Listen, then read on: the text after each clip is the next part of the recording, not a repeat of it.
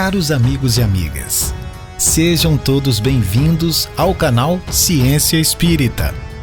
Neste vídeo, apresentaremos um tema fundamental para que você possa compreender a humanidade e as suas relações. Falaremos sobre a classificação dos espíritos. Ela se baseia sobre o grau da evolução, sobre as qualidades que adquiriram e sobre as imperfeições das quais devem ainda despojar-se. Esta classificação nada tem de absoluta. Cada categoria não apresenta um caráter nítido, senão no seu conjunto. São admitidas 3 categorias principais ou 3 grandes divisões. Estas divisões nos parecem perfeitamente racionais e apresentam caracteres bem definidos. Vale ressaltar um número suficiente de subdivisões, que são as diferenças principais dos conjuntos. Com o auxílio desta escala, será mais fácil determinar a ordem e o grau de superioridade ou inferioridade dos espíritos, sejam eles encarnados, que são as pessoas que estão entre nós, ou mesmo os desencarnados. Terceira ordem: espíritos imperfeitos. Predominância da matéria sobre o espírito, propensão ao mal, ignorância, orgulho, egoísmo e todas as más paixões que lhes são consequência. Possuem a intuição de Deus, mas não o compreendem. Não são todos essencialmente maus. Em alguns, há mais de irreflexão, de inconsequência e de malícia do que verdadeiramente maldade. Outros, ao contrário, comprazem-se no mal e ficam satisfeitos quando encontram oportunidade de fazê-lo. Eles podem aliar a maldade e a malícia com a inteligência, mas qualquer que seja o seu desenvolvimento intelectual, suas ideias são pouco elevadas e seus sentimentos mais ou menos inferiores. Eles veem a felicidade dos bons e isso para eles é um tormento incessante, porque experimentam todas as angústias que a inveja e o ciúme podem produzir. Podemos dividi-los em 5 classes principais. Terceira ordem. 10ª classe: espíritos impuros. São inclinados ao mal e fazem dele objeto de suas preocupações. Podem ser reconhecidos pela linguagem trivial e grosseira das expressões, e isso é sempre um grande indício de inferioridade moral, se não intelectual. Ligam aos homens de caráter bastante fraco para cederem às suas sugestões, a fim de prejudicá-los e atrapalhar o seu progresso, e fazê-los sucumbir nas provas que passam. São ligados a todos os vícios que engendram as paixões vis e degradantes, como a sensualidade, a crueldade, o embuste, a hipocrisia, a cupidez e a avareza sórdida. Fazem o mal pelo prazer de fazê-lo. São verdadeiros flagelos para a humanidade, independente da categoria social a qual pertençam, e o verniz da civilização não os livra do opróbrio e da ignomínia. Terceira ordem. 9ª classe: espíritos levianos. Envolvem-se em tudo sem se preocuparem com a verdade. Comprazem-se em causar pequenos desgostos e pequenas alegrias, atormentando e induzindo maliciosamente ao erro por meio de mistificações e trapaças. A sua linguagem é algumas vezes espiritual e engraçada, mas quase sempre sem conteúdo. Compreendem os defeitos humanos, exprimindo-os em tiradas mordazes e satíricas. Terceira ordem. 8ª classe: espíritos pseudo-sábios. Seus conhecimentos são bastante amplos, porém, creem saber mais do que realmente sabem. Tendo algumas vezes progredido em diversos pontos de vista, sua linguagem tem um caráter sério e que pode iludir sobre suas capacidades e a sua iluminação interior. É uma mistura de algumas verdades ao lado dos erros mais absurdos nos quais percebemos a presunção, o orgulho, a inveja e a obstinação das quais não conseguem se livrar. Terceira ordem, sétima classe, espíritos neutros. Não são nem muito bons para fazerem o bem, nem muito maus para fazerem o mal, inclinando-se tanto para um como para o outro, e não se elevam acima da condição vulgar da humanidade, tanto pelo moral como pela inteligência. Apegam-se às coisas deste mundo, cujas alegrias grosseiras não têm mais. Terceira ordem, sexta classe, espíritos batedores e perturbadores. Estes espíritos não formam, propriamente falando, uma classe distinta pelas suas qualidades pessoais, podendo pertencer a todas as classes da terceira ordem. Parecem ser mais agarrados à matéria que os outros.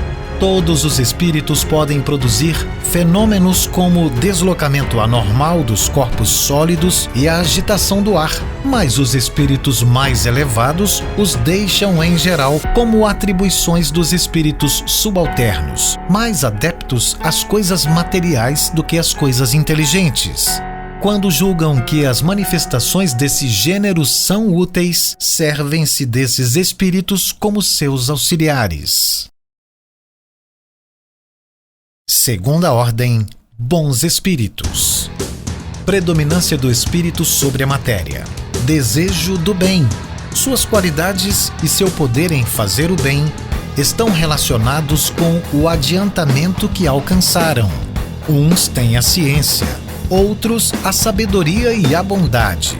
Os mais avançados reúnem o saber às qualidades morais. Compreendem Deus e o infinito e já desfrutam da felicidade dos bons. São venturosos pelo bem que fazem e pelo mal que impedem de ser feito.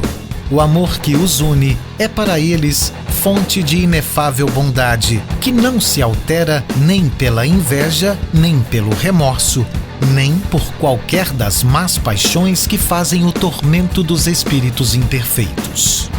Todavia, todos têm ainda provas a suportar até que alcancem a perfeição absoluta. Quando espíritos suscitam bons pensamentos, desviam os homens do caminho do mal e protegem a vida daqueles que se mostram dignos. Quando encarnados, são bons e benevolentes para com os semelhantes. Não os move nem o orgulho, nem o egoísmo, nem a ambição. Não experimentam ódio, rancor, inveja ou ciúme e fazem o bem pelo bem. Segunda ordem, quinta classe, espíritos benevolentes. Sua qualidade dominante é a bondade. Alegram-se em prestar serviço aos homens e protegê-los, mas seu saber é limitado. Seu progresso é mais efetivo no sentido moral do que no sentido intelectual. Segunda ordem, quarta classe, espíritos sábios. São os que se distinguem principalmente pela extensão dos seus conhecimentos. Preocupam-se menos com as questões morais que com as questões científicas, para as quais têm mais aptidão.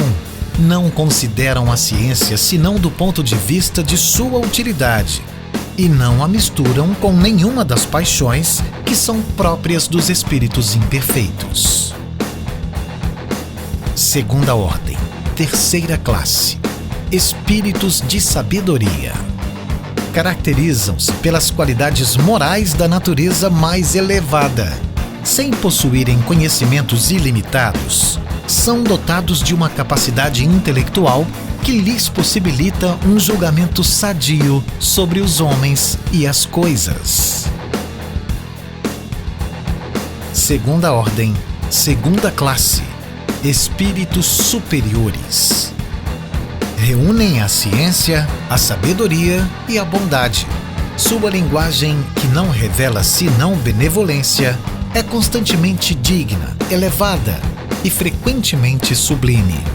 Sua superioridade os torna mais aptos do que os outros para nos darem noções mais justas sobre as coisas do mundo incorpóreo. Nos limites que é permitido aos homens conhecerem, comunicam-se voluntariamente com aqueles que procuram a verdade de boa fé e que têm a alma desligada dos laços terrenos para compreendê-la. Distanciam-se daqueles que se animam só por curiosidade ou que a influência da matéria os afasta da prática do bem. Quando, por exceção, encarnam sobre a Terra, é para cumprirem missão de progresso, oferecendo-nos o modelo de perfeição a que a humanidade pode aspirar neste mundo.